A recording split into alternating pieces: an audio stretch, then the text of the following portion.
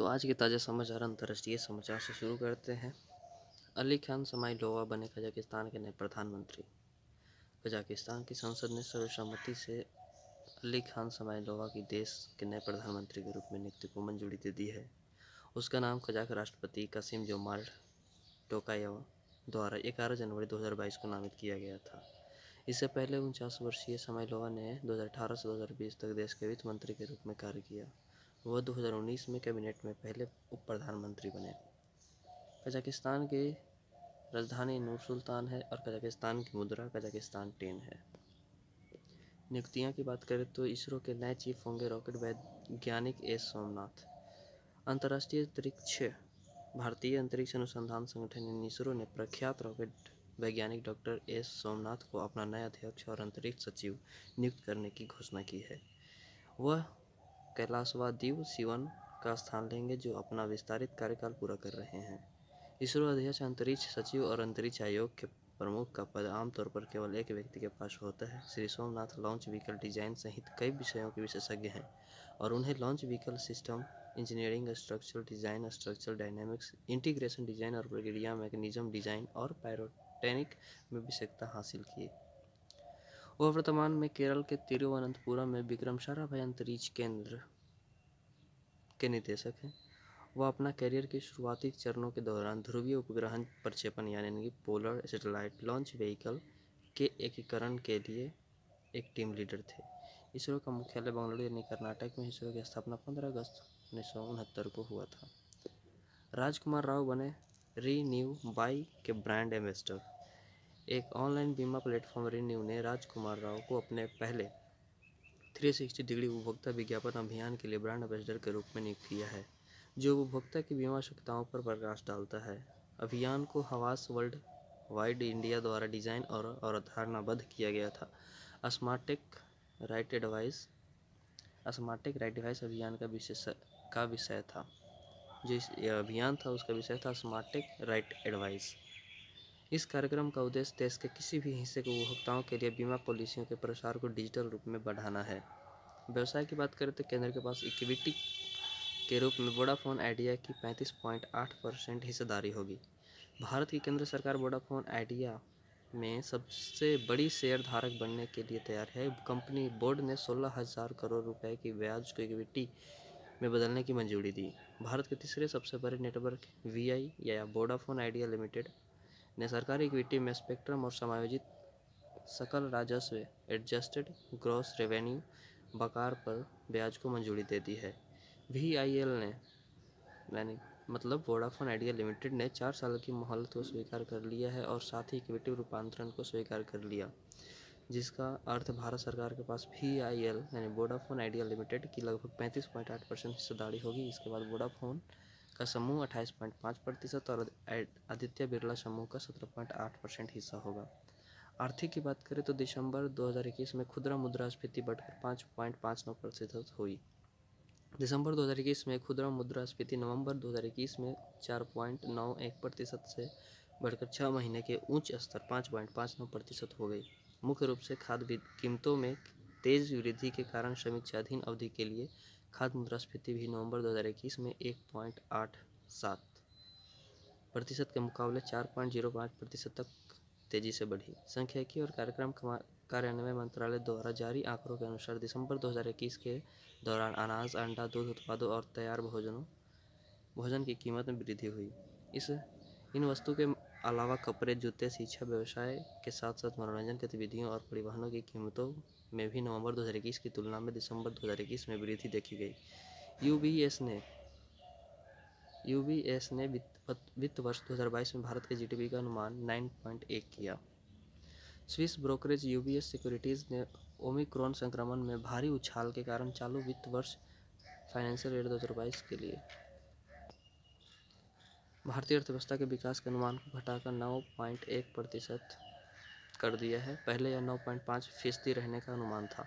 हालांकि UBS securities ने वित्त वर्ष 2023 में भारत में वास्तविक सकल घरेलू उत्पाद के अनुमान को संशोधित कर 8.2% कर दिया है। यह पहले 7.7% रहने का अनुमान था। विश्व बैंक वर्ल्ड बैंक ने वित्त वर्ष 2022 में भारत की जीडीपी वृद्धि 8.3% रहने का अनुमान लगाया। विश्व बैंक ने 11 जनवरी 2022 को जारी अपनी ग्लोबल इकोनॉमिक प्रोस्पेक्ट्स रिपोर्ट में भारतीय अर्थव्यवस्था में निम्नलिखित दर से बढ़ने का अनुमान लगाया है। विश्व बैंक ने भारत के लिए अपने वित्त वर्ष 2022 के विकास पूर्वानुमान को 8.3% पर बरकरार रखा, लेकिन वित्त वर्ष 23 के लिए इसे 8.7% तक बढ़ा दिया है, जो पहले 7.5% अनुमानित था।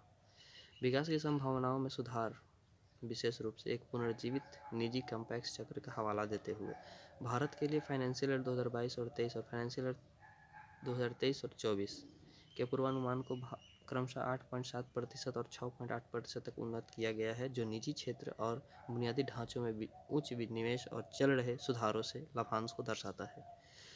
विश्व बैंक ने वैश्विक अर्थव्यवस्था की विकास दर को निम्न प्रकार से घटाया। विश्व बैंक ने वैश्विक अर्थव्यवस्था की विकास दर को निम्न प्रकार से घटाया। 2021 में 5.5%, 2022 में 4.1% और 2023 में 3.2%।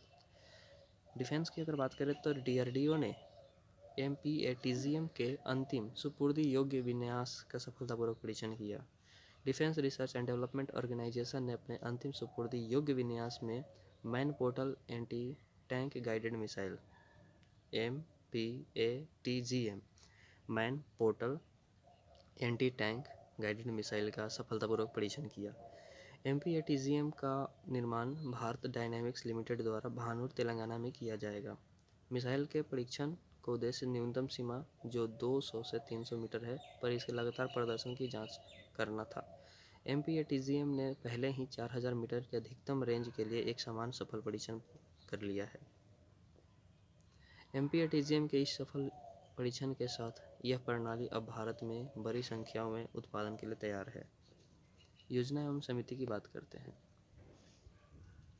सुप्रीम कोर्ट ने पूर्व जज इंदु मल्होत्रा की अध्यक्षता में 5 सदस्यीय पैनल की नियुक्ति की। भारत के सर्वोच्च न्यायालय ने प्रधानमंत्री नरेंद्र मोदी की हाल ही में पंजाब यात्रा के दौरान सुरक्षा उल्लंघन की जांच के लिए 5 सदस्यीय समिति का गठन किया। इस कमेटी की अध्यक्षता सुप्रीम कोर्ट की पूर्व जज जस्टिस इंदु मल्होत्रा करेंगी। पैनल के अन्य सदस्यों में राष्ट्रीय जांच एजेंसी NIA के महानिरीक्षक, चंडीगढ़ के पुलिस महानिदेशक, पंजाब और हरियाणा उच्च न्यायालय के रजिस्ट्रार जनरल और पंजाब के अतिरिक्त DGP शामिल हैं। यह पूछताछ करने के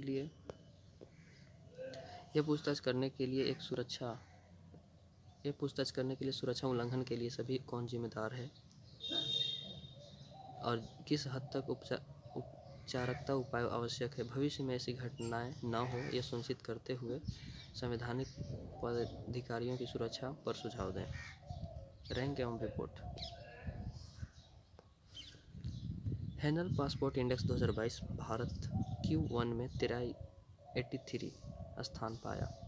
भारत ने 2022 की पहली तिमाही के लिए जारी नवीनतम हैनल पासपोर्ट इंडेक्स में 111 देश के बीच 23वें स्थान पर अपनी स्थिति में 7 स्थानों का सुधार किया। भारत अक्टूबर में 2021 की चौथी तिमाही में 116 देशों में 90 स्थान पर था।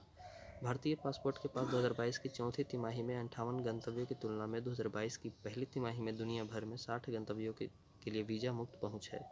ओमान और आर्मेनिया नवीनतम गंतव्य है जहां भारतीय पासपोर्ट धारक बिना वीज़ा प्राप्त किए जा सकते हैं। ओमान और आर्मेनिया नवीनतम गंतव्य है जहां भारतीय पासपोर्ट धारक बिना वीज़ा प्राप्त किए जा सकते हैं। जापान और सिंगापुर ने हेनले ग्लोबल मोबिलिटी रिपोर्ट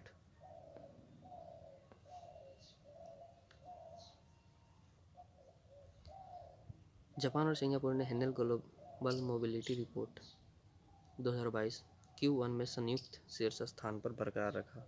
उनके पासपोर्ट धारकों को 192 देशों में वीज़ा मुक्त यात्रा करने की अनुमति है। अफगानिस्तान के पास दुनिया का सबसे कम शक्तिशाली पासपोर्ट है, जिसके पास वीज़ा मुक्त स्कोर 26 है। खेल। टाटा समूह ने चीनी मोबाइल निर्माता वीवो को IPL टाइटल आयोजक के रूप में प्रतिस्थापित किया। भारतीय क्रिकेट कंट्रोल बोर्ड यानी BCCI board of control for cricket in India ने जानकारी दी है कि टाटा समूह ने चीनी मोबाइल फ़ोन निर्माता वीवो को 2022 और 23 सीजन के लिए इंडियन प्रीमियर लीग IPL के शीर्ष प्रायोजक के रूप में बदल दिया है। बहुराष्ट्रीय समूह अगले 2 सत्रों के लिए IPL के शीर्ष प्रायोजक के रूप में प्रतिवर्ष 3,300 करोड़ रुपए का भुगतान करेगा। वह वीवो द्वारा भुगतान किए गए भुगतान का लगभग 60% है।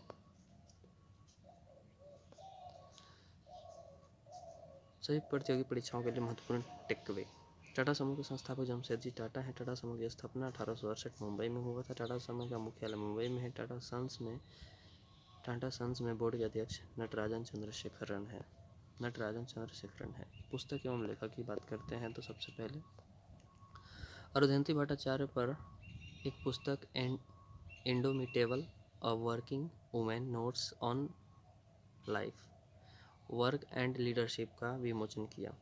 अरुंधति भट्टाचार्य पर एक पुस्तक indomitable a working women notes on life, work and leadership का विमोचन किया। हार्पर कॉलिंस अरुंधति भट्टाचार्य सेवानिवृत्त भारतीय बैंकर और भारतीय स्टेट की पूर्व महिला अध्यक्ष की आत्मकथा indomitable a working women's notes on life, work and leadership प्रकाशित करने के लिए तैयार है। अदम्य में एक बैंकर के रूप में अरुंधति भट्टाचार्य के जीवन की कहानी और पुरुष प्रधान क्षेत्र में उनके सामने आने वाली कठिनाइयों की कहानी है। वह सेल्सफोर्स इंडिया के अध्यक्ष और मुख्य कार्यकारी अधिकारी यानी CEO हैं, जो एक सेवा यानी SaaS अपनी कंपनी के रूप में क्लाउड आधारित सॉफ्टवेयर जिसका मुख्यालय सैन फ्रांसिस्को कैलिफोर्निया संयुक्त राज्य अमेरिका में है।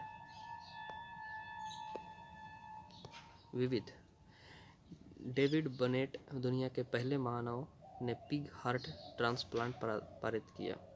एक अमेरिकी व्यक्ति अनुवांशिक रूप से संशोधित सूअर से हृदय प्रत्यारोपण प्राप्त करने वाला दुनिया का पहला व्यक्ति बन गया। 57 वर्षीय डेविड बेनेट बाल्टीमोर में 7 घंटे की प्रायोगिक प्रक्रिया के 3 दिन बाद अच्छा कर रहे हैं। मांग को पूरा करने के लिए तथाकथित जेनो ट्रांसप्लांटेशन के लिए जानवरों के अंगों का उपयोग करने की संभावना पर लंबे समय से विचार किया गया और सूअर के हृदय वाल्व का उपयोग करना पहले से ही आम है। अंग प्रत्यारोपण के लिए सूअर तेजी से लोकप्रिय उम्मीदवार बनते जा रहे हैं, ऐसे इसलिए क्योंकि उनके अंग शारीरिक रूप से मनुष्यों के समान हैं। क्या अधिक है, आनुवंशिक इंजीनियरों के लिए पोर्सिन घटक अधिक ट्यून किए जाते हैं। भारत के सबसे पुराने भालू गुलाबों का वन विहार राष्ट्रीय उद्यान में निधन। भारत की सबसे उम्रदराज मादा स्लॉथ भालू, जिसका नाम गुलाबो था, का मध्य प्रदेश के भोपाल में स्थित वन विहार राष्ट्रीय उद्यान और चिड़ियाघर में निधन हो गया। गुलाबो देश का सबसे पुराना सुस्त भालू था, जो 40 साल की उम्र में उनका निधन हो गया। मई 2006 में जब वह 25 वर्ष की थी, उसे एक सड़क कलाकार यानी मदारी से बचाया गया था। गुलाबो पार्क के प्रमुख आकर्षण में से एक थी। भोपाल की अपर लेक के किनारे स्थित वन विहार नेशनल पार्क में सुस्त भालू के लिए बचाव और प्रजनन केंद्र चलता है। भोपाल की अपर लेक के किनारे स्थित वन विहार नेशनल पार्क भी सुस्त भालू के लिए एक बचाव और प्रजनन केंद्र चलता है। Thank you.